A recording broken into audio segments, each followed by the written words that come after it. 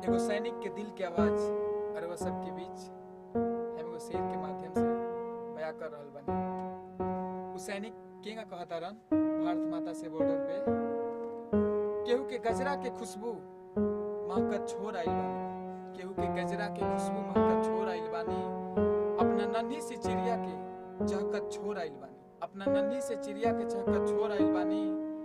हमके छाती से लगा ली है भारत माँ, हमके छाती से लगा ली है भारत माँ, काहे कि अपना माँ के बाह के हम तरसत छोड़ आइल बानी। जय हिंद, जय भारत, जय भोजपुरी। मैं पवन पांडे आप सबका स्वागत करता हूँ। आप देख रहे हैं cinedrama.com के माध्यम से मुझे इस कार्यक्रम को, अगर आपका मेरा कार्यक्रम अच्छा लगा तो आप प्लीज फेसबुक के माध्यम से, व्हाट्सएप ग्रुप के माध्यम से, इंस्टाग्राम के माध्यम से, चाहे जो आपके पास इंटरनेट की सुविधा हो, मेरा रिक्वेस्ट है आपसे कि आप उसको लाइक शेयर कीजिए, सभी अपने दोस्तों अपने हित मित्रों के पास पहुंचाने की कोशिश कीजिए।